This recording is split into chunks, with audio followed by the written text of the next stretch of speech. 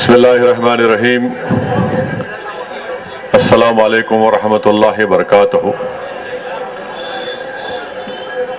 मजलिस Ittehadul Muslimeen हल्क़े assembly Karwan के उम्मीदवार जनाब कौसर मोहिउद्दीन साहब, शयनशीन पर तशरीफ फरमा मोहतरम जनाब पाशा भाई साहब, मजलिस इत्तेहादुल मुस्लिमीन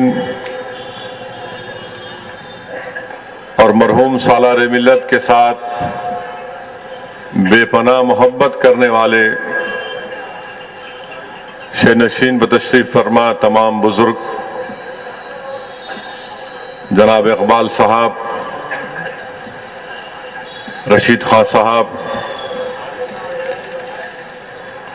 सीनियर मंजलिसी जनाब लायक अली साहब, मरहूम जहांगीर पहलवान के फर्जन जनाब गौस साहब, तंजीम के मजलिस इत्तेहादुल मुस्लिमीन तंजीम के इंचार्ज जनाब अब्दुल हक नज़ीर साहब, मरहूम MLA अफसर खान साहब के फर्जन जुबैर साहब, मोहतरम जनाब फैयाज खान साहब, अजीज खान पठान साहब, नसीर साहब रुकने बल्दिया, मेरे भाई जनाब राजेंद्र यादव साहब, अजीजान मिल्लत, मेरे गयूर नौजवान साथियों, रियासत तेलंगाना का पहला असम्बली इंतखाब और पहला असम्बली इलेक्शन 7 दिसंबर के दिन पोलिंग का दिन है और एक नई रियासत बनकर 4.5 साल का अरसा हो चुका और उसके बाद ये पहला असम्बली के इलेक्शन होने जा रहे हैं। मेरे अजीज दोस्तों और बुजुर्गों, मजलिस इत्तेहादुल मुस्लिमीन ने हल्क़े असम्बली कारवान से दोबारा जनाब कौसर मोहिउद्दीन को अपना उम्मीदवार बनाकर पेश किया और ये इंतखाबी मुहिम का मंजलिस के इंतखाबी मुहिम का ये पहला इंतखाबी जलसा है। मेरे अजीज दोस्तों और बुजुर्गों, एक नई रियासत तश्कील होकर 4.5 साल हुए और मेरा मानना यह है कि तेलंगाना की आवाम के लिए ये बहुत ही निहायती अहम इलेक्शन है और तेलंगाना की आवाम जब 7 दिसंबर के दिन अपने घर से निकलकर अपने वोट का इस्तेमाल करने जाएगी तो तेलंगाना की आवाम को ये बात ज़हन नशीन करना बहुत ज़रूरी है कि 4.5 साल में जो तब्दीलियां हुई, जो डेवलपमेंट हुआ, एक नई रियासत बनी जिसके ताल्लुक से खुद मजलिस इत्तेहादुल मुस्लिमीन को खदशात थे, मगर हमारे खदशात के बरक्स तेलंगाना तरक्की करते गया और आज हिंदुस्तान के सबसे ज्यादा इकोनॉमिक ग्रोथ अगर कहीं किसी रियासत में है तो तेलंगाना में है। तो तेलंगाना की आवाम के ऊपर एक बहुत बड़ी जिम्मेदारी है कि वो अपने वोट का सही तरीके से इस्तेमाल करें। मजलिस इत्तेहादुल मुस्लिमीन ने इस असेंबली इंतखाबात के लिए अब तक 8 उम्मीदवारों का ऐलान किया। वो तमाम के तमाम उम्मीदवार के नाम आपके सामने हैं। इस जलसे में मजलिस इत्तेहादुल मुस्लिमीन के बुजुर्ग तशरीफ फरमा हैं, जिन्होंने मरहूम कायद सालार मिल्लत के साथ इस जमात को मजबूत करने के लिए, इस जमात के उम्मीदवारों की कामयाबी के लिए, इस जमात के पैगाम को पहुंचाने के लिए बहुत कुर्बानियां दी। और उन्हीं बुजुर्गों की कुर्बानियों का नतीजा है कि आज मजलिस को एक मुकाम हासिल है। यकीनन इसमें अल्लाह सुब्हाना व तआला का बहुत बड़ा फजल व करम रहा है। अगर मजलिस इत्तेहादुल मुस्लिमीन ने अपने 60 साला सियासी सफर को तय किया तो ये कोई आसान सफर नहीं था, और ना आइंदा 60 साल का सफर आसान रहने वाला है। इस 60 साला सफर जो हमारे बुजुर्गों ने तय किया, उनकी जिंदगी हमारे लिए एक मशाले राह है। हमारे बुजुर्गों की कुर्बानियां हमको एक हौसला देती हैं। हमारे बुजुर्गों की कुर्बानियां हमको एक नया जोश और वलवला अता करती है। हमारे बुजुर्गों की बेलौस और बेनफ्स होकर इस जमात की खिदमत हम तमाम लोगों को एक रास्ता दिखाती है। और मेरे अजीज दोस्तों और बुजुर्गों, आइंदा 60 साल का सफर भी कोई आसान नहीं रहने वाला है। और खास तौर से जब कभी भी असेंबली के इलेक्शन आते हैं, पार्लिमानी इलेक्शन आते हैं, हर इलेक्शन अपना एक मुनफरिद होता है और कोई इलेक्शन आसान नहीं होता। चाहे बल्दिया का इलेक्शन हो, चाहे सरपंच का इलेक्शन हो, असेंबली का इलेक्शन हो, पार्लियामेंट का इलेक्शन हो, हर इलेक्शन मुश्किल होता है। और वही जमात कामयाब होती है, वही जमात का उम्मीदवार कामयाब होता है जिस जमात के चाहने वालों में, जिस जमात के अराकीन में डिसिप्लिन होता है, और उससे ज्यादा जिसमें इखलास होता है, खिदमत का जज्बा रहता है। मेरे अजीज दोस्तों और बुजुर्गों, ये भी असेंबली का इलेक्शन कारवान का हो या कहीं पर का हो, यहां पर सख्त मुकाबला होगा। और अगर कोई ये समझ रहा है कि नहीं हमारे सामने कोई नहीं है, मैं उनसे कह रहा हूं कि खुद एतमादी का शिकार कभी मत हो रहिए। जो हमारे मद्दे मुकाबिल है उनकी इज्जत करिए, और यकीनन इंशाअल्लाह ताला हम अपनी स्ट्रेटजी, अपनी प्लानिंग, अपना प्रोग्राम, हमने जो काम किया पिछले 4.5 साल में, उन तमाम चीजों को अवाम के सामने रखेंगे। अवाम बखूबी उससे वाकिफ भी है, और इंशाअल्लाह ताला हमको अल्लाह अपने फजलो करम से नबी करीम सल्लल्लाहु अलैहि वसल्लम के सदक़े तुफैल में अल्लाह हमको दोबारा कामयाबी से हमकिनार करेगा। मेरे अजीज दोस्तों और बुजुर्गों, जनाब कौसर मोहिउद्दीन साहब इस असेंबली हल्के के लिए कोई तारुफ के मोहताज नहीं है। मजलिस इत्तेहादुल मुस्लिमीन से बरसों से वाबस्ता रहे। मजलिस इत्तेहादुल मुस्लिमीन की बेलौस खिदमत की और हमेशा मजलूम और गरीब अवाम के दरमियान में रहकर उनके लिए जद्दोजहद की। मुखालिफीन मजलिस इत्तेहादुल मुस्लिमीन हमेशा यह कहती हैं कि आप डेवलपमेंट का काम नहीं कराते। जो मजलिस का मुखालिफ है,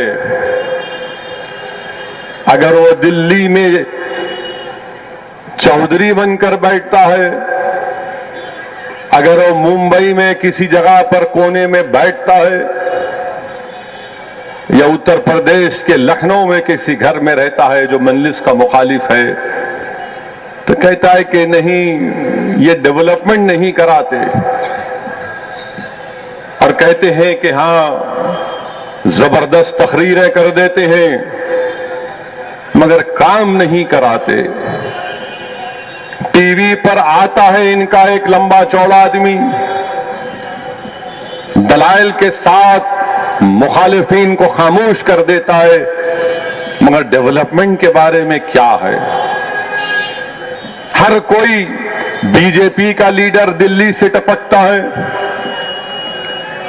कांग्रेस का कोई हेलीकॉप्टर से आ जाता है, तो इनकी जबान में एक ही होता है कि डेवलपमेंट नहीं कराती मजलिस।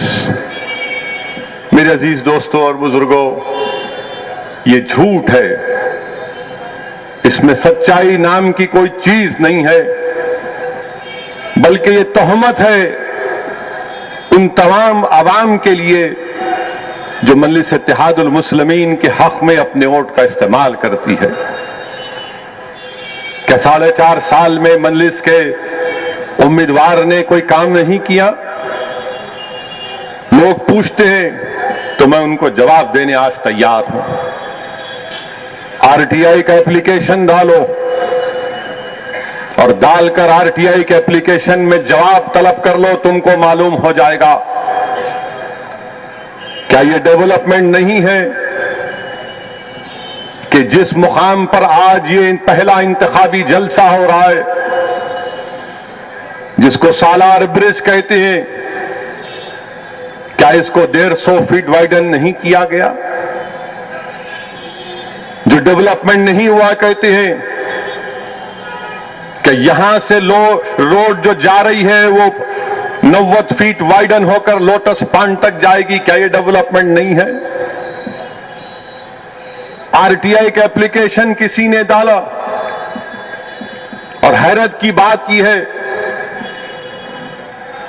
कि आज से 1.5 महीना पहले एक मजलिस के मुखालिफ आए, बल्कि उन्होंने फोन किया था मुझे, फोन करके यही बेचारे यही कह रहे थे कि ओवैसी साहब, मैंने आपको फुला टीवी प्रोग्राम में देखा, बड़ी जबरदस्त आपने बहस की, मगर आप लोग डेवलपमेंट नहीं कराते। मैंने कहा एक काम करिए, मेरी बात का यकीन मत करिए, आरटीआई का एप्लीकेशन डालिए हल्के असेंबली कारवान के लिए। बोले मैं आपका भी डालूंगा। मिला डालिए, कोई छुपाने की बात नहीं है, हम खुली किताब है, हम कोई चीज छुपा के नहीं रखते। हमारी अम्मा भी, हमारी बीवी भी हमारे साथ रहती कि दूसरों की तरह उन्हें वहां अकेले नहीं। आप डालिए जरूर, मेरे पास डिग्री है, वो आवाम के सामने है, वो भी निकल जाता आरटीआई एप्लीकेशन डाले तो। बस दूसरों की तरह जो निकलता ही नहीं है। उन्होंने आरटीआई के एप्लीकेशन डाला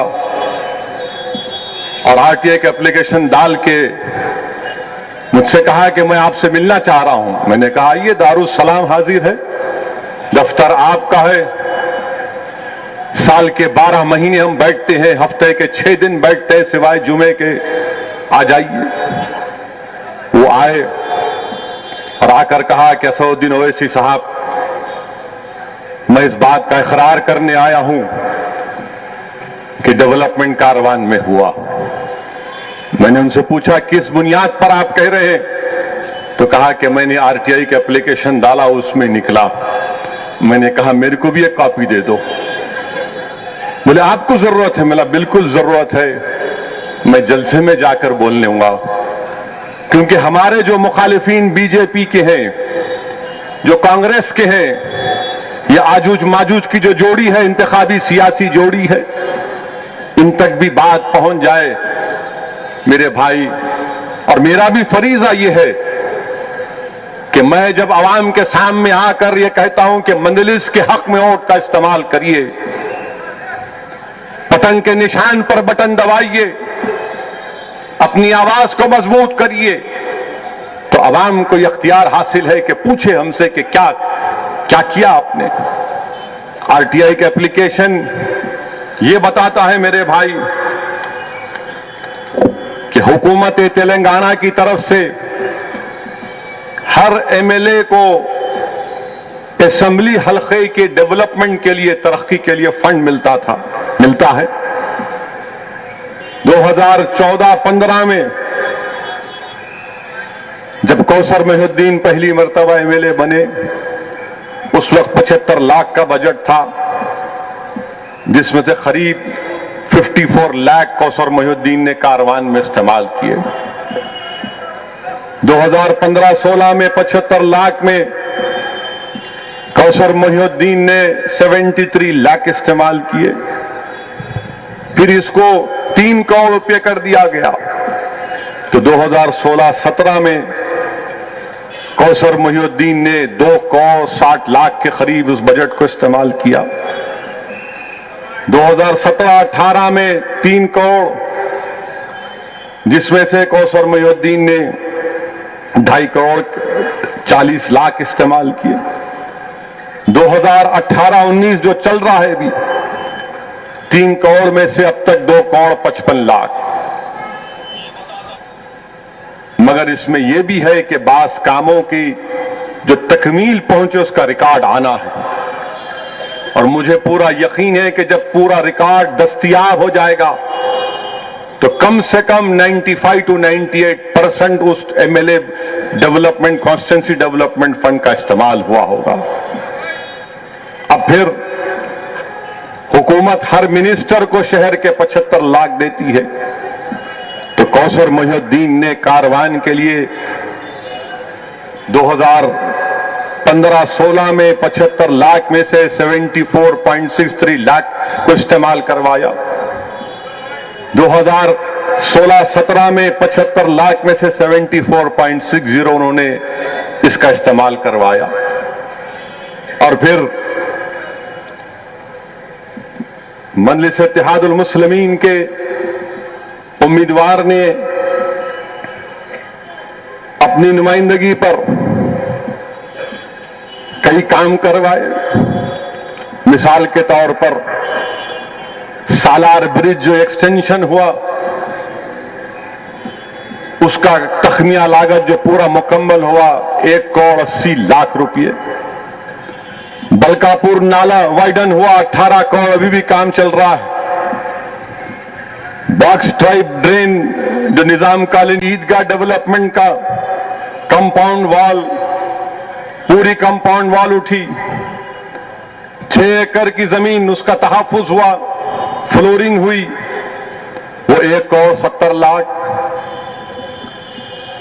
फिर 18 इंच की पानी की लाइन कम्युनिटी हॉल से न्यू हकीमपेट 1 करोड़ 20 लाख की डाल दी गई।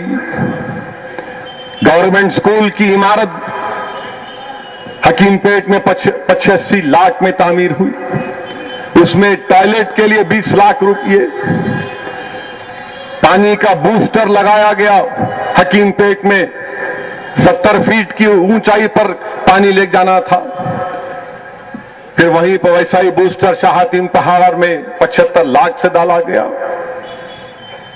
नानानगर में 2 करोड़ के बीटी रोड, सीसी रोड का काम। बख्तावर गुड़ा, मेराज कॉलोनी, निजाम कॉलोनी, अनसनाथ कॉलोनी, यूसुफ टेकरी, यहां पर पानी की लाइन एक्सटेंड हुई। 35 लाख, 4 बूस्टर 30 लाख के लगाए गए। अब एक पानी की लाइन एनएसएफ कॉलोनी से पटेल गली में 70 लाख। फिर आप आ जाइए कि असउद्दीन ओवैसी ने बहैसियत एमपी कारवान में क्या किया, यानी इस वार्ड 9 के इलाके में क्या किया। तो कुलसुमपुरा में सीसीटीवी के लिए, क्योंकि वहां पर तनाव रहता है फिरकावारियत का, 25 लाख के लिए सीसीटीवी कैमरे में दिया। फिर गंगानगर में सीसी रोड 8,90,000 लाख की। गिरालापल्ली लक्ष्मी नगर में वही कीमत तखमिया लागत की रोड। फिर गंगानगर में सीसी रोड 9,90,000 की। फिर गिरिलापल्ली में सीसी रोड, एलके नगर में भी 8,90,000 और एक 4,90,000। सीवरेज लाइन गंगानगर में 9 लाख की डाली गई एमपी फंड से। फिर आप खिले गोलकुंडा में बच्चियों का डिग्री और जूनियर कॉलेज है, कभी जाइए 1700 बच्चियां उसमें तालीम हासिल कर रही हैं। डिग्री और जूनियर कॉलेज में 1700। बैसेती एमपी मैंने उस डिग्री कॉलेज में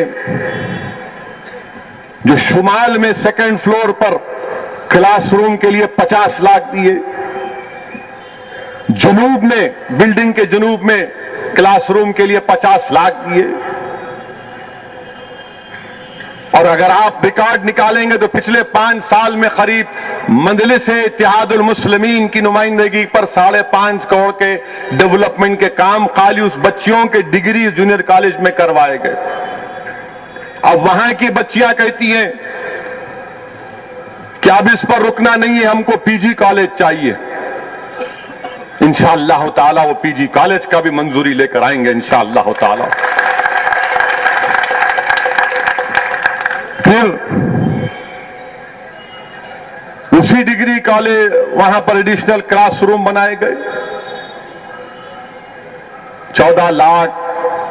फिर आपके मगरिब में 15 लाख के क्लासरूम, लेबोरेटरी के लिए 15 लाख, बच्चियों के कॉलेज में टॉयलेट तीसरे फ्लोर पर 15 लाख के बनाए गए। शुमाल में उस बिल्डिंग के शुमाल में और 15 लाख देकर क्लासरूम बनाए गए। Computer room 15 lakh MP fund का। और फिर ये काम मजलिस ने करवाए। अब करना क्या है, और भी करना बाकी है। तो मेजर प्रपोजल ये है जो अब हम मुस्तकबिल में करना चाहेंगे इंशाअल्लाह ताला कि हकीम पेट में एक जूनियर कॉलेज का क़याम और लाना जरूरी है इंशाअल्लाह ताला। हकीम पेट में एक जूनियर कॉलेज का प्रपोजल कलेक्टर हैदराबाद के पास है अभी, और इंशाअल्लाह ताला इलेक्शन के कोड ऑफ कंडक्ट के खत्म होने के बाद हम दोबारा जाकर कलेक्टर हैदराबाद से मिलकर इस काम को तेजी से करवाने की कोशिश करेंगे। हकीम पेट में हुकूमत से नुमाइंदगी करके एक अस्पताल जिसमें 10 बेड की सहूलत हो कम से कम हुकूमत से मंजूर कराएंगे, हम कराना चाहते हैं इंशाअल्लाह ताला। और फिर हकीम पेट, बट फायर, शाहतीम नगर, विरासत नगर में वहां पर एचएमडीए की तरफ से केस डाल दिया गया। अल्हम्दुलिल्लाह मजलिस ने उसकी नुमाइंदगी की। बहुत से लोगों को जियो 58 के तहत रेगुलाइज भी कराया गया, कोर्ट में केस लड़ रहे हैं। ये काम मजलिस इत्तेहादुल मुस्लिमीन ने किया। और आप जानते हैं कि पानी का टैंक दरगाह शरीफ के नीचे जमीन, वहां पर मैंने खुद चीफ मिनिस्टर से जाकर मुलाकात की, और ताकि वहां पर वो पानी का टैंक बनाया जाए। और इंशाअल्लाह ताला वो करीब इतना 19 करोड़ की लागत से वो पानी का टैंक बनेगा। हुकूमत ने परमिशन भी दिया उस जमीन के इस्तेमाल के लिए। वाटर वर्क्स ने उस पर टेंडर भी बुलाया, और इंशाअल्लाह ताला जब वो काम शुरू होगा तो इंशाअल्लाह 1 साल भर में काम तकमील को पहुंचेगा। पूरे हल्के कारवान के लिए सीवरेज लाइन नहीं डालने का एक हम प्लान बना चुके हैं। इलेक्शन की तारीख का ऐलान हो गया। हम कोशिश किए कि कम से कम जियो जारी हो जाए, एडमिनिस्ट्रेटिव सैंक्शन उसका हो जाए। पूरे कारवान में आप देखेंगे इंशाअल्लाह ताला 280 करोड़ की लागत से इंशाअल्लाह ताला पूरे समली हल्के कारवान में नई ड्रेनेज की सीवरेज लाइन डाली जाएगी इंशाअल्लाह ताला। ये मसला है, मैं मान रहा हूं, इसको इकरार कर रहा हूं, ये काम कराना है और इंशाअल्लाह ताला हम ये काम करवाएंगे। मेरे भाई, ये काम डेवलपमेंट की जो बात करते हैं, मैं उनसे पूछना चाहता हूं, आपको डेवलपमेंट की स्पेलिंग नहीं आती, आप हम पे उंगलियां उठा रहे। दारुस्सलाम में रोज बैठकर दरवाजे खुले हैं, कोई रोक नहीं सकता। कोई भी आकर मुझसे, मजलिस के अराकीन असेंबली से, अराकीन बल्दिया से मुलाकात कर सकते। और फिर आप ये भी जानते हैं कि 4.5 साल में कहीं पर भी हैदराबाद हो या तेलंगाना हो, कहीं पर भी एक फिरकाना फसाद नहीं हुआ, कोई कम्युनल राइट नहीं हुआ, अल्हम्दुलिल्लाह, कर्फ्यू नहीं हुआ। यह भी मजलिस इत्तेहादुल मुस्लिमीन का एक कारनामा है कि हमने अपनी जिम्मेदारी को निभाया कि शहर में और नई रियासत तेलंगाना में अमन रहेगा। मैं वादा कर रहा हूं शहरियान हैदराबाद से, मैं वादा कर रहा हूं तेलंगाना के गयूर अवाम से कि इंशाअल्लाह ताला तेलंगाना में कभी भी फसाद नहीं होने देंगे, तेलंगाना में कभी कर्फ्यू नहीं लगने देंगे इंशाअल्लाह ताला। हम अमन चाहते हैं और अमन से ही सबको फायदा है। गरीब को फायदा है, बच्चों को फायदा है, बच्चियों को फायदा है, मां और बहनों को फायदा है, किसान को फायदा है, दलित को फायदा है। मजलिस ने यह काम किया। मेरे भाई, ये मुख्तसर से वक्त में एक अहम काम को आपके सामने रखा हूं। मैं अगर बयान करना शुरू करूं तो लोग बोलेंगे इनकी तकरीर सुननी आए, इन्हों स्कूल के प्रोफेसर की तरह हमको लेक्चर दे रहे। मैं नहीं चाहता कि आपको बोर करूं, मगर यह हकीकत भी बयान करना जरूरी है। और इंशाअल्लाह ताला हमने हमारी मां और बहनों की मीटिंग ली थी MF गार्डन में। उनके पास से जो तजावीज आई इंशाअल्लाह उस पर अमल करेंगे। हमारी मां और बहनों ने कहा कि खवातीन के लिए स्विंग सेंटर के ऐसे सेंटर्स कायम करो जहां पर खवातीन दिन के औकात में आकर अपनी स्विंग सेंटर पे वो तालीम लें, ट्रेनिंग हासिल करें और उसके बाद उनको सर्टिफिकेट भी मिलेगा और उनको एक स्विंग मशीन, एक मशीन भी मिलेगी। मैंने उनसे कहा कि इंशाअल्लाह ताला आपकी तजवीज माकूल है, जरूरी है और हम जरूर उस पर अमल करेंगे। बहुत से बुजुर्गों को पेंशन की भी जरूरत है, कईयों को पेंशन मंजूर करवाया, इंशाअल्लाह ताला वो भी होगा। मजलिस के मुखालिफिन बोलते तुमने क्या किया, मैंने कहा ये किया। तेलंगाना की असेंबली में खड़े होकर अकबरुद्दीन अवैसी ने मजलिस की तरफ से, मजलिस इत्तेहादुल मुस्लिमीन की तरफ से चीफ मिनिस्टर को कहा कि हम इस बात का खैर मुकद्दम करते हैं कि आप मंदिरों के पुजारियों को भी तनख्वाह दे रहे हैं, तो क्यों नहीं चीफ मिनिस्टर साहब आप मस्जिदों के इमाम और पेशमाम को भी तनख्वाह दें। फौरन चीफ मिनिस्टर ने कहा कि मैं इसको मंजूर करता हूं, माकूल तजवीज है। आज तेलंगाना के हर मस्जिद के इमाम को, पेशमाम को महाना 5,000 रुपये मिलते हैं। बताइए क्या यह गुनाह है, गलती है? हाईटेक सिटी में तेलंगाना इस्लामिक कन्वेंशन सेंटर के लिए जमीन ली गई। उस जमीन की लागत मेरे भाई मौजूदा मार्केट वैल्यू में 100 करोड़ के ऊपर है। वहां पर एक 30 करोड़ की लागत से यह कन्वेंशन सेंटर बनेगा। नामपल्ली के पास अनीसुल गुरबा है।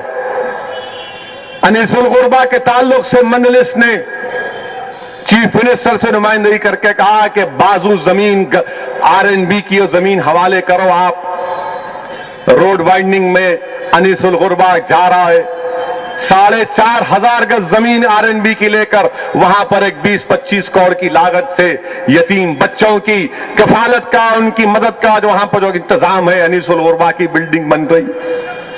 ये मजलिस इत्तेहादुल मुस्लिमीन की नुमाइंदगी पर हो रहा है। मेरे अजीज दोस्तों और बुजुर्गों, ट्रैफिक का इंतजाम और खास तौर से रेती बौली से लेकर इस फ्लाईओवर तक आने के लिए सुबह और शाम के औकात में बड़ी तकलीफ होती है। तो मजलिस इत्तेहादुल मुस्लिमीन की नुमाइंदगी पर जहां पर कांग्रेस का ऐसा हाथ लगा हुआ है, देख रहे आप, मैंने कहा हाथ के सामने से शुरू करो ताकि ये हाथ देने वालों को भी मालूम हो जाए कि मजलिस काम कैसा करती है। वहां से लेकर क्या फ्लाईओवर आ रहा है, सालार ब्रिज तक एक फ्लाईओवर आएगा। ट्रैफिक इंशाअल्लाह ताला पीसफुली निकल जाएगी। मंजूर है काम, ये जियो इशू हो चुका है, इसको करवाएंगे हम। मेरे भाई, ये तमाम बुनियादी अहम काम का जिक्र आपके सामने कर रहा, क्योंकि आप जब यहां पर इस जलसे में आए हैं तो आपको ये बात भी मालूम होना आपका हक है कि मैं क्यों मजलिस को वोट दूं, क्यों पतंग के निशान पर बटन दबाऊं, मैं क्यों जुमे के दिन निकल कर अपनी वोट का क्यों इस्तेमाल करूं। मेरे अजीज दोस्तों और बुजुर्गों, ये 4.5 साल में मजलिस का काम, और एक बात जो मैंने हमारे खवातीन के इजलास में कही कि मैंने कहा हमारी इज्जतदार माँ और बहनों, एक बात का भी आप इकरार कर लो कि लाइट तो नहीं जा रही ना, और लाइट नहीं जा रही तो माशाअल्लाह मगरिब के बाद 7 बजे से 9 बजे तक हमारे घर में ऐसा दिखता कि कोई मर्द खरीद नहीं आना, उन्हों और टीवी बस है। वो क्या कर सकते, तो हाँ, लाइट तो नहीं जाती, हम इंतजाम करें, लड़े, यकीनन तकालीफ है उसको दूर करेंगे। मेरे भाई, मेरे अजीज दोस्तों और बुजुर्गों, मजलिस आपकी जमात है, ये आपकी मजलिस है, ये मेरी मजलिस है, ये आपकी आवाज है, ये आपकी पहचान है, ये आपकी शनाख्त है। लोग मुझसे पूछते प्रेस वाले आकर कि असदुद्दीन ओवैसी आपका विजन क्या है, विजन मकसद क्या है। मैंने उनसे कहा कि मेरा कोई लंबा चौड़ा विजन नहीं है। मेरा विजन वो चंद्राबाबू नायडू कैसा नहीं है जिसने बड़ा धोखा दिया, झूठ कहा कि मैं हैदराबाद को सिंगापुर बना दूंगा। सिंगापुर बोले, जाके वहां पड़ गए। मेरा विजन ये है मेरे भाई कि तरक्याती काम हो। मेरा मकसद ये है, मेरी सोच ये है, मेरी फिक्र ये है कि हर मासूम बच्चे और बच्चियों के चेहरों पर मुस्कुराहट रहे। हमारा काम, हमारा मकसद ये है कि हर छोटे बच्चों के लिए तालीम का इंतजाम हो, हमारे नौजवानों के लिए उनकी जवानी बामकसद हो, उसके लिए हमको काम करना, ये हमारा मकसद है। हमारा मकसद ये है कि हमारी मां और बहनें, कि उनके दिलों और सीनों में खौफ ना हो, ये हमारा मकसद है। मेरे अजीज दोस्तों और बुजुर्गों, मेरा मकसद क्या है, मेरी मेहनत क्या है, मेरी सोच क्या है कि कल कोई अखलाक की तरह कोई बाप आकर या ना ये ना कहे कि असदुद्दीन ओवैसी मेरे घर में, मेरे फ्रिज में गोश्त था तो लोग मेरे घर में घुसकर मुझको मार दिए। मैं नहीं चाहता कि कोई अखलाक हो।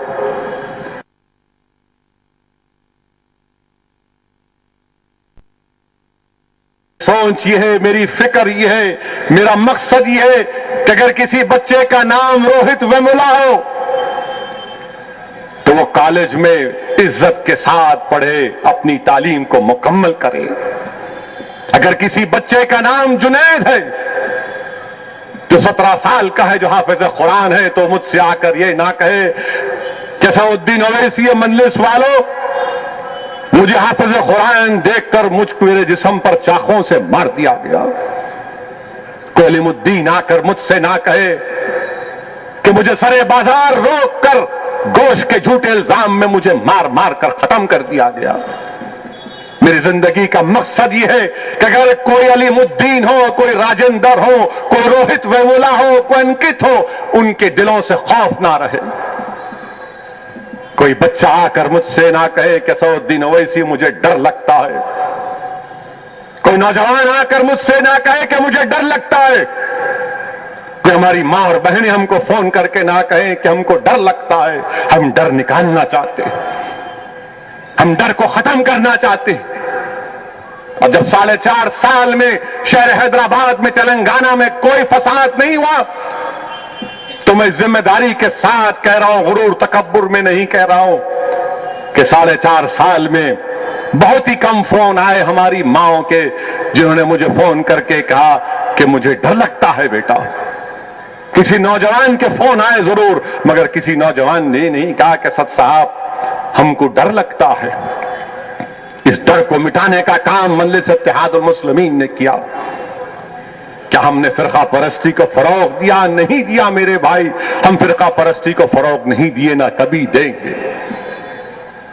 हमारा मकसद क्या है कि मुसलमान हो, दलित हो, बीसी हो, ये तमाम मजलूम है, इन तमाम मजलूमों को मुत्तहिद करना। लोग मजलिस को फिरका परस्ती का इल्जाम लगाते हैं। मजलिस फिरका परस्त है, मजलिस नफरत को फैलाती है। बल्कि कांग्रेस के सदर पुराने शहर को आए, हमारे बुजुर्गों की निशानी चार मीनार के सामने खड़े होकर MIM पार्टी पर तनकीद की। कांग्रेस के सदर ने कहा कि मजलिस पार्टी नफरत को फैलाती है। अमित शाह हैदराबाद को आया कर कहा कि हम हैदराबाद को मजलिस से मुक्त करना चाहते हैं।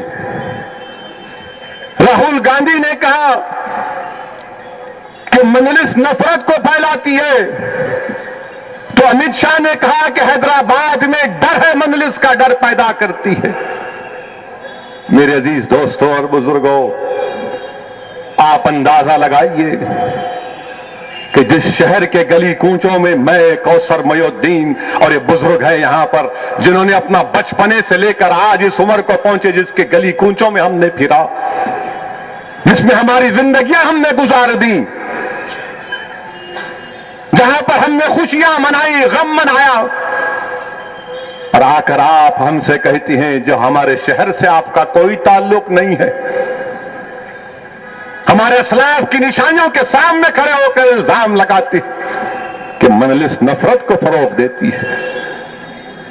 मेरे अजीज दोस्तों और बुजुर्गों, बीजेपी को भी नफरत मजलिस से, कांग्रेस को भी नफरत मजलिस से।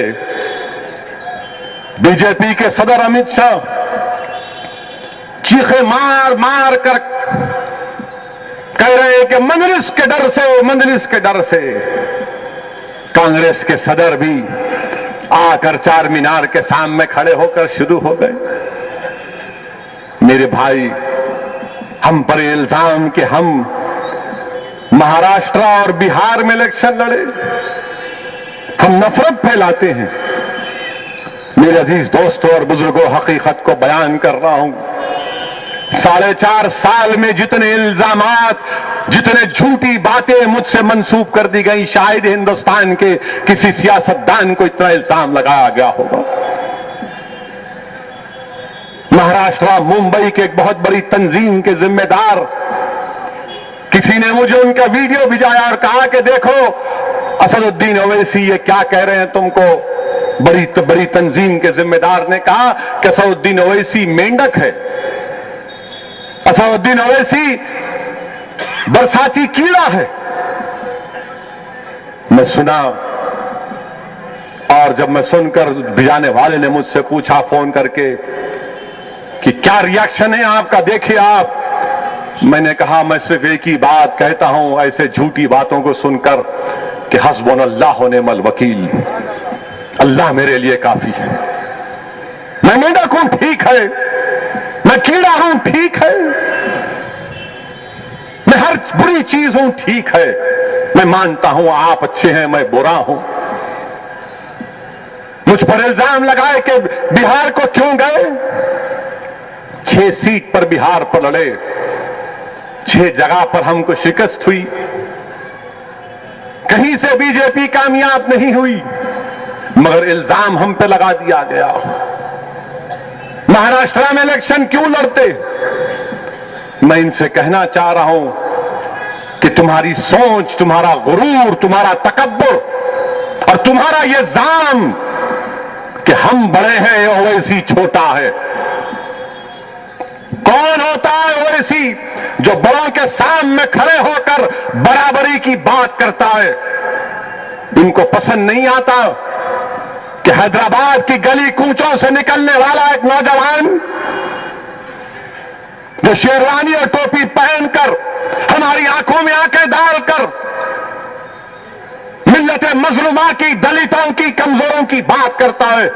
इनको पसंद नहीं आता कि कौन है ये जो हमारे सामने ऊंची आवाज में बात करता है? कौन है ये जो हमको ललकारता है? कौन है ये जो हिंदुस्तान के संविधान को सामने रखकर बात करता है? कौन है ये जो हिंदुस्तान के संविधान में क्या लिखा हुआ है? Liberty, equality, fraternity, justice. Liberty का मतलब आजादी। इन लोगों से आजादी चाहता हूं जो 70 साल से मुझे डरा डरा कर हमारे दिलो दिमाग में ये बात पहुंचा दिया कि तुम इलेक्शन नहीं लड़ना, तुमको अल्लाह ने इसलिए पैदा किया कि तुम सिर्फ हमको वोट डालना। मैंने कहा कि नहीं, हिंदुस्तान के आईन में, संविधान में लिबर्टी की बात है, आजादी की बात है, हमको आजादी मिलनी चाहिए। फ्रेटर्निटी की बात है, भाईचारे की बात है। मैं दलितों में, बीसीओं में, कमजोरों में, बच्चों में, खवातीन में भाईचारा चाहता हूं। ये लोग नहीं चाहते कि इंसाफ मिले। हिंदुस्तान के कॉन्स्टिट्यूशन में जस्टिस, इंसाफ की बात है, लिबर्टी, इक्वालिटी, फ्रेटर्निटी, जस्टिस। मेरे भाई, यही तो हमारी लड़ाई है। मगर ये नहीं चाहते, चाहे बीजेपी हो या कांग्रेस हो, ये यही चाहते हैं कि असदुद्दीन ओवैसी डर कर रहे। कौन है ये जो हकायक को हमारे सामने बयान करता है? मैं इन लोगों से कहना चाह रहा हूं कि मैंने इलेक्शन लड़ा बिहार में। इंशाअल्लाह ताला जब 2019 का पार्लियामेंट का इलेक्शन होगा, किशनगंज से मंदिर का उम्मीदवार अख्तरुल ईमान इलेक्शन लड़ेंगे इंशाअल्लाह ताला। और मुझे पूरा यकीन है कि जिन लोगों ने मुझे मेंढक कहा, कीड़ा कहा, गंदी नाली का कहा, मैं तुमसे कह रहा हूं तुम और कहो, खूब बोलो। जो कांग्रेस के सदर से भी कह रहा हूं कि आप हम पर इल्जाम लगाए कि हम नफरतों में इजाफा करते हैं। सुनो, किशनगंज से लड़ूंगा मैं दोबारा इंशाअल्लाह ताला। महाराष्ट्र क्यों गए? आप अंदाजा लगाइए कि एक कौमी पार्टी का सदर ये कह रहा है कि एमआईएम हर स्टेट में जाकर क्यों चुनाव लड़ती है? नहीं जा सकते क्या हम? मेरा नाम असदुद्दीन ओवैसी है, तो क्या मुझे आपसे वीजा लेना पड़ेगा मुझे बिहार, महाराष्ट्र जाने के लिए? क्या मुझे कर्नाटका में जाने के लिए आपसे इजाजत लेना पड़ेगा? आप क्या हिंदुस्तान के मालिक हैं? क्या हिंदुस्तान में आपका सिक्का चलता है? क्या हिंदुस्तान आपके घर का है? क्या हिंदुस्तान में अंबेडकर का दिया हुआ कानून नहीं है? क्या हिंदुस्तान में मैं किराएदार हूं? क्या हिंदुस्तान में तुम मेरे मालिक हो? क्या मैं तुमसे पूछ कर जाऊं? क्या तुम मेरे मालिक हो कि तुम मुझे गाली दो, मेंढक कहो, कीड़ा कहो? 4.5 साल में इल्जाम पे इल्जाम, इल्जाम पे इल्जाम। मैं नफरत में इजाफा करता हूं, राहुल गांधी कहते हैं, अमित शाह कहते हैं कि डर पैदा करता है। मैं दोनों से कहना चाह रहा हूं, फिर कह रहा हूं, आ जाओ मैदान में, तुम दोनों हैदराबाद से मुकाबला करके ले देख लो मुझसे। आओ अमित शाह। सुनिए, ठहरिए ठहरिए ठहरिए, आइए जमहूरियत में मुकाबला कर लो मुझसे। हैदराबाद आपके लिए हाजिर है, आइए। चीखे मार मार कर क्यों कहते आओ हैदराबाद से? मर्द है तो आओ मुकाबला करो। जमहूरियत तुमको इजाजत देती है, मुकाबला करो, एक बार फैसला हो जाए। वक्त है, अभी भी सोच लो। अमेठी से भी लड़ो, यहां से भी लड़ो। और अमित शाह, आप नहीं लड़ना चाह रहे तो अपने प्राइम मिनिस्टर को बोलो कि वहां से भी यहां से भी आ जाओ, दोनों आ जाओ, आजूज माजूज की जोड़ी मिलकर आ जाओ। मालूम होगा नफरत कौन फैलाता है। नफरत हम फैलाते हैं। क्या कांग्रेस के सदर भूल गए कि हाशिमपुरा में उत्तर प्रदेश में जब पीएससी की पुलिस उठाकर 40 लोगों को नदी के किनारे जाकर गोली मार दिया तो वजीर आजम मैं था या तुम्हारे बाप थे?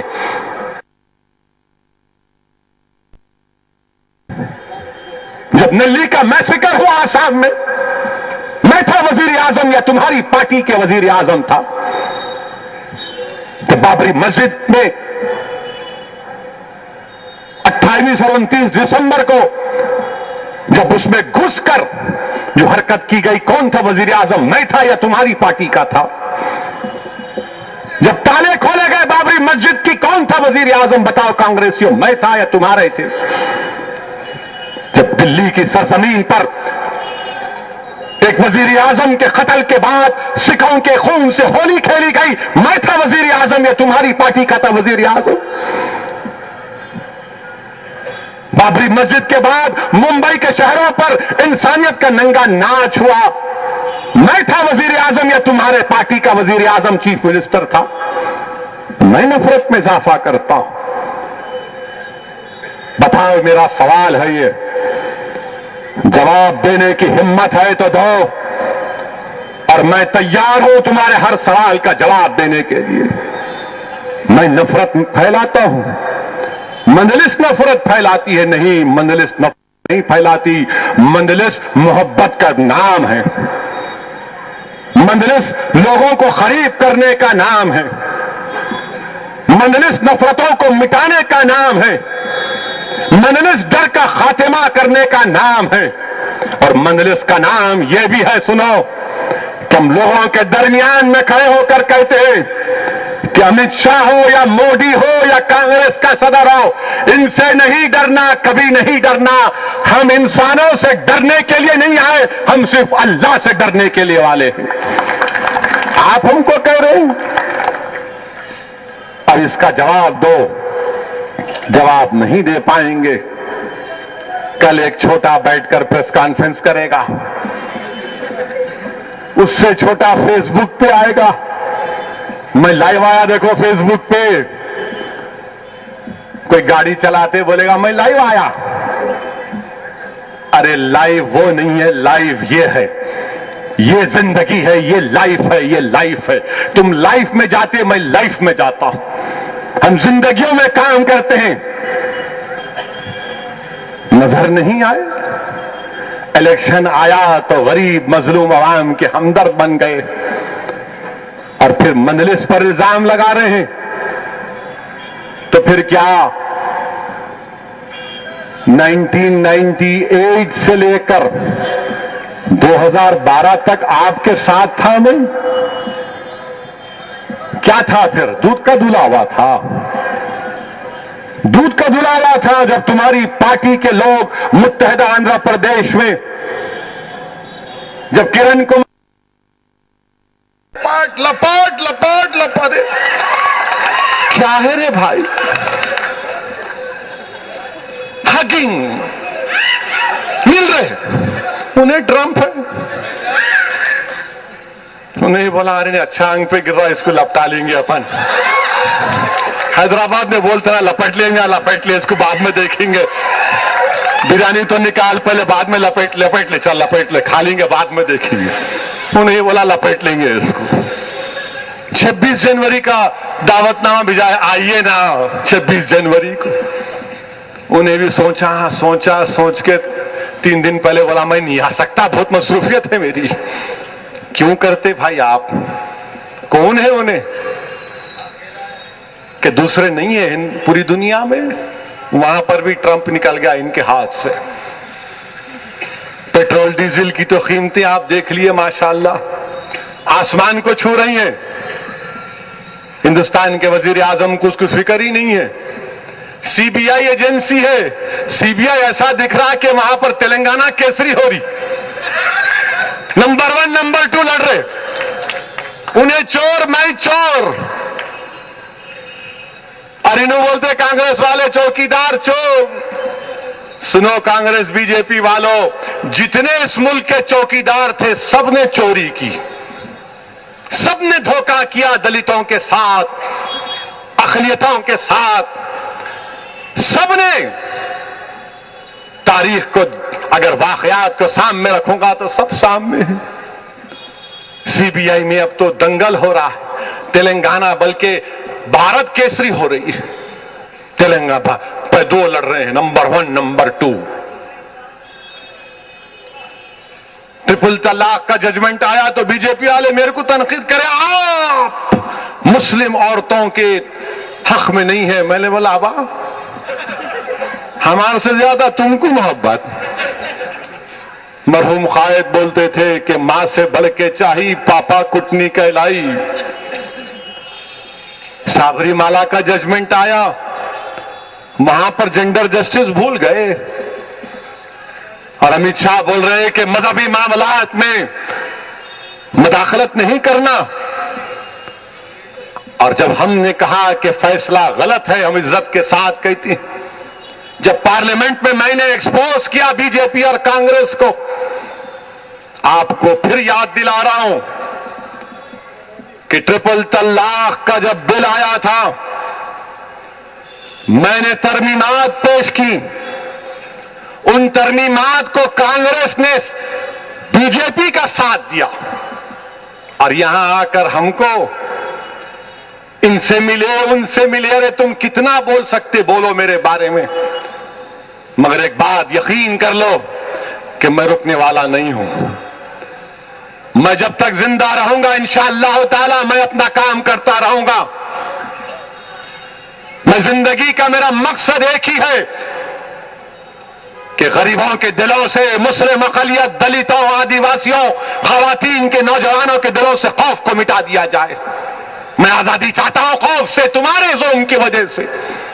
मैं भाईचारा चाहता हूं, मैं इज्जत चाहता हूं, मैं बराबरी चाहता हूं, मसावत चाहता हूं। मैं तुम्हारे आंखों के सामने खड़े होकर बोलता था, बोलता रहूंगा। हर आदमी बस ओवैसी ये ओवैसी वो। अरे टीवी पे कोई प्रोग्राम खत्म नहीं होता 10 बजे से पहले जब तक दूल्हे भाई का नाम नहीं लिए। ऐसा लगता है कि इनके भाईजान हम बने बैठे हैं, दूसरा कोई नजर ही नहीं आता इनको। माइका लाल हम ही नजर आते। देख लो आप, 7 बजे से शुरू होता, पेट्रोल पे डिबेट हो रही हो, इसी का नाम आ गया। स्टॉक एक्सचेंज गिरा हो, इसी का नाम आ गया। टॉयलेट नहीं बन रहे हो, इसी का नाम आ गया। भैंस दूध नहीं दी हो, इसी का नाम। मुर्गा घर में नहीं पुकारा हो, इसी का नाम। बच्चे की शादी नहीं हुई, बुढ़ा हो रहा हो, इसी का नाम। उन जोरू को छोड़ के बैठे हो, इसी का नाम। हर जगह पर हमारा जिक्र खैर, अच्छा है करो करो, कुछ फर्क पड़ने वाला नहीं है। कीड़ा बोलो, मेंढक बोलो, मगर याद रखो वो जो मेंढक होता है ना, वो जब पुकारता है तो हमको बचपने में हमारे उस्ताद ने बताया कि कभी किसी मेंढक को नहीं मारना, इसलिए कि उसकी आवाज जो निकाल रहा है अल्लाह का जिक्र कर रहा है। हम भी अपना जिद्दोजहद करते रहेंगे, डरने और घबराने की जरूरत नहीं है मेरे भाई। इंशाअल्लाह ताला मजलिस इत्तेहादुल मुस्लिमीन काम करती आई और काम करते रहेगी। बीजेपी हर जगह पे ना, क्या टाइम है? 1 मिनट बहुत है, 60 सेकंड अपने लिए। 60 सेकंड में 100 अल्फाज बोल सकते हो आप मेरे भाई। बहरहाल अभी तो पहला जलसा है, इंशाअल्लाह ताला 37 दिन बाकी है। अभी 7 दिसंबर को सुबह के अवलीन सातों में निकल कर वोट डालिए। जुमे का दिन है, खुदा के लिए अपने घर में हमारी बहन से मत कहो जरा अंडा बनाओ, हमारी अम्मा से मत कहो जरा अम्मा जरा खिचड़ी बना दे, हमारे भाई से मत बोलो बंडी से इडली लेके आ। निकलो सुबह 7 बजे, पोलिंग बूथ को जाओ, वोट डालो। जुमे का दिन है, खूब दुआ करो, जुमे की नमाज पढ़ो, वोट डालो, असर की नमाज पढ़ो, वोट डालो। मेरे भाई, निकलकर अपनी पार्टी को कामयाब करिए। कौसर मोहिउद्दीन एक गरीब हमारा उम्मीदवार है। जो लोग मजलिस पर उंगली उठाते, बताओ क्या आज से 30 साल पहले यही कौसर मोहिउद्दीन मुशीराबाद भोलकपुर में साइकिल पर जाकर अखबार नहीं डालता था? ये मजलिस इत्तेहादुल मुस्लिमीन का मसावात की तालीम है। बहरहाल पतन के निशान पर बटन दबाइए, अपनी पार्टी को कामयाब करिए। अब जलसों का सिलसिला शुरू हो गया है, इंशाअल्लाह ताला आपसे गुफ्तगू होगी। मुत्तहिद रहिए, अपनी जमात को, आवाज को कामयाब करिए। शुक्रिया। मंजलिस आपकी है, मेरी मंजलिस है।